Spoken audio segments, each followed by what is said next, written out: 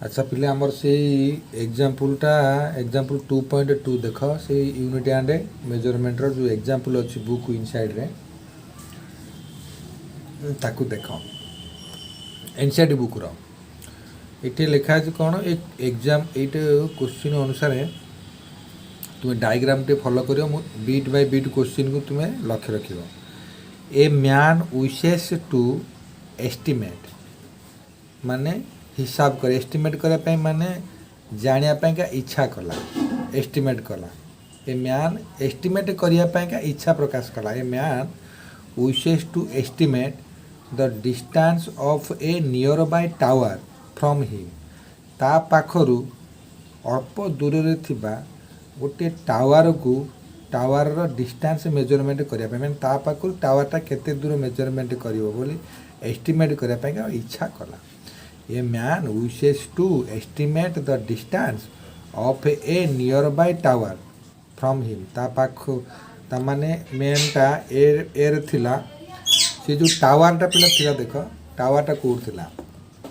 लोकटा eight थिला एउठू से इच्छा कला ए जो सी हो टावर तेणु ए रु आ सी भीतर जो टावर आ ता भीतर डिस्टेंस को मेजरमेंट करने से विश कला। ओके तापर कौन कर देख अच्छा तापर क्वेश्चन आसला he stand at a point A मु तुमको डायग्राम देखली पॉइंट ए से स्टैंड कला in front of the tower. अच्छा हाउ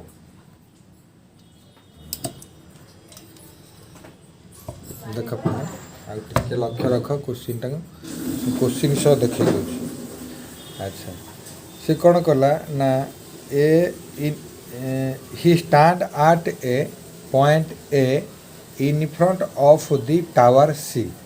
ताना ए टावर सी रो ठीक फ्रंट रे ए पॉइंट ना से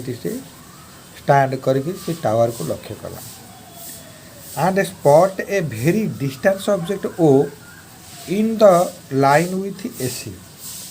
अच्छा ये हूँ द एसी एसी गोटे लाइन ए लाइन एलोंग गोटे ऑब्जेक्ट ओ से एटी कौन कला ए लाइन एलोंग रे माने एटी तो ता आखिटा अच्छी टावर को अनौ तुम सेमती गोटे ए टावर को अनेबा सांगे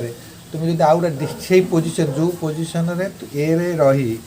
सी को तुम्हें लक्ष्य रखुच ठीक से ही पोजिशन रे डिस्टेंस ऑब्जेक्ट सी लक्ष्य कला spot a very distance object O in the line with AC तार माने ए एसी एलोंग रे डिस्टेंस ऑब्जेक्ट गोटे लक्ष्य कला। ओके ही देन लक्ष्य कला he then walk perpendicular to AC माने एसी सहित परपेंडिकुलर करी से आग को चलला एटा हूँ perpendicular 90 degree up to B B पर्यटन से वॉक करना ए डिस्टेंस ऑफ 100 मीटर तार माने ए रु बी रो डिस्टेंस हो 100 मीटर। ओके पिले and looks at O and C again तापर बी पॉइंट रही से कौन करो ओ को लक्ष्य करियो तुम तार पोजीशन ता ए परपेंडिकुलर लाइन माने तुम्हें जो नॉर्मल पोजीशन तुम आखि अच्छी तुम्हें परपेंडिकुलर करके डिस्टेंस ऑब्जेक्ट देखियो ना नहीं ये हूँ परपेंडिकुलर लाइन हेले तुम्हें कौन कल पारालाल को देख ऑब्जेक्ट फार डिस्टेंस पारालाल देख क्या माने कौन करा तुम्हें कौन कर गोटे जगार रही तुम्हें तुम बेकटा को बेंड कर कौन देखापी ना तुम डिस्टेंस ऑब्जेक्ट फ्रॉम फ्रंट ये जो ये तुम्हें कौन कर मुंडा को बेंड कल यही डिस्टेंस ऑब्जेक्ट को देखल ये पारालाल में। ओके तार से कौन कला बी पॉइंट रही डिस्टेंस ऑब्जेक्ट ओ को देखा सांगे since O is very distant the a distance of 100 and look at O and C again तापर से कौन कला ओ को लक्ष्य कला एवं सी को लक्ष्य कला since O is very distance तेणु ओटा बहुत दूर थिबारु द डायरेक्शन बी ओ रो direction is practically same as to A तेणु ए ओ रो डायरेक्शन तार माने the direction B O is practical the same as direction O. ठीक अच्छे यहाँ सत कथा कारण तुम जो ये ऑब्जेक्ट को चाहब जो डायरेक्शन रे ये बी रे रही मतलब से डायरेक्शन में चाहब तेणु same direction but he find the line of sight of C माने ये जो बी रु जो लाइन को से सी बी रु जो सी को से पॉइंट को लक्ष्य कला point C shifted from the original line of sight at an angle ये ओरिजिनल लाइन तो जो सी को लक्ष्य कला एटिकी तुम यूट ए जगह लक्ष्य रख तेणु ये जो आंगलटा शिफ्ट कला 90 डिग्री थी ये शिफ्ट कला थीटा को यही angle theta is equal to 40 degree practically ये दुईटा लाइन परस्पर perpendicular each other perpendicular perpendicular line गुड़ाक ना तुम ठीक तुम ये जो लाइन ना ठीक भाई इमेजिन कर यहाँ केमती लाइनटा कारण कौन तुम जो छिड़ा हो परपेंडिकुलारली तुम तुम बेक को बेंड कले तुम फ्रंट ऑब्जेक्ट देख बुझिपार तुम तुम फ्रंट ऑब्जेक्ट को तुम देख दैट इज द ये perpendicular line and front object जो ये गोटे हूँ ऑब्जेक्ट ओके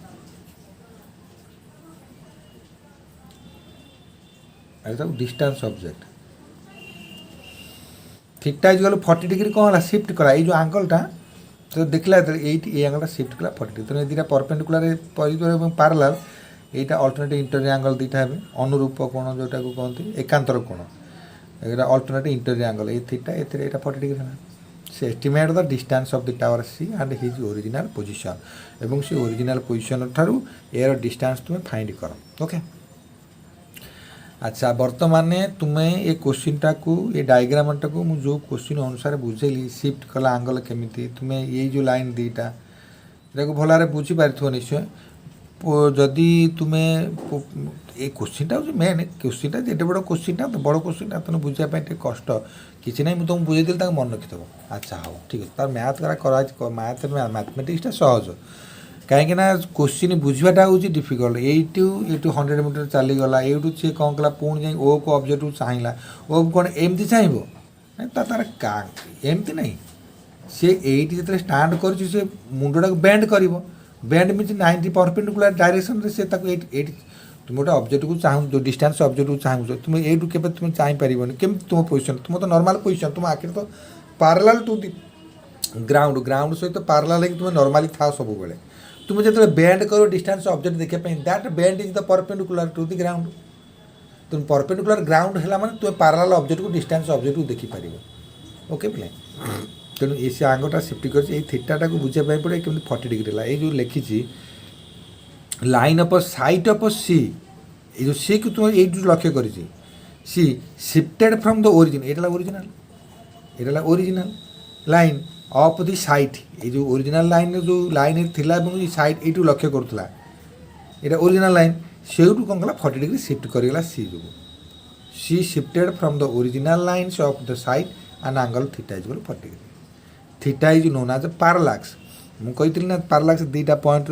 दुईटा पॉइंट जो ये जो दुईटा पॉइंट रे ऑब्जर्व कर थीटा गोटे पैरालैक्स मेथड तुम बुझे तुम बुझी अच्छा ठीक अच्छे तापर ये जो समटा के सल्व करा यहाँ तार सल्यूशन कौन ना in triangle A B C ये जो ए बी सी ट्रायंगल देख लो ए एंगल होती 90 डिग्री यही जो ट्रायंगल रे टैन थीटार भैल्यू होची हमको दरकार कौन यहाँ गिवेन कर दरकार ना tan theta is equal to कौन ना फ्रंट साइड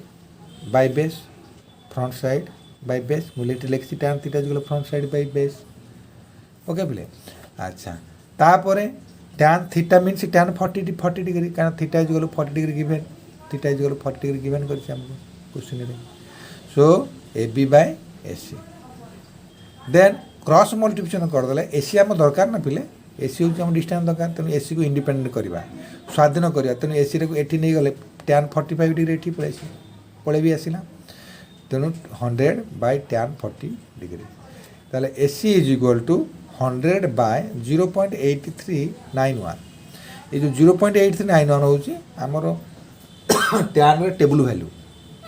टैन 40 डिग्री ये गोटे कम्प्लीमेंटरी एंगल तो तुम तार टेबुल वैल्यू को देखले तुम पाइब 0.8391 ओके अच्छा आपको जो तुम सल्व कर तेणु 100 बाय ये जो ये तो डिनोमिनेटर कौन 8,391 बाय आपको फ्रैक्शन करदेल फ्रैक्शन है ये जो अल्टरनेटिव 100 मल्टीप्लाई होगा तेणु 1 रे केतटा 0 होगा 1 2 3 4 5 6 टा 0 1 2 3 4 5 6 6 टा 0 तेणु 1 रे 3 टा 0 सहित 88391 डिवाइड कर मुझे डिवाइड कर तुम देख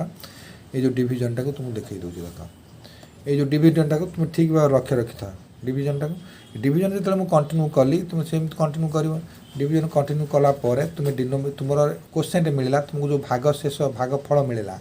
119.17 तेणु ये डेसिमाल आफ्टर 5 ठार स्मलर नंबर गुड़ा अच्छे 5 जो 5 थे तुम्हें राउंड अप करता यहाँ 5 ठार स्मलर अच्छे 1 तुम्हें 117 तेणु तुम्हें आपको इग्नोर करदेव माने आपको कैलकुलेशन नबनी नियर अबाउट 119 नब सिया ही कैलकुलेशन नि जाइए देख ये डिविजन कलापर ये जो नंबरटा मिली 119 मीटर हूँ एसी डिस्टेंस ओके बोले थैंक यू।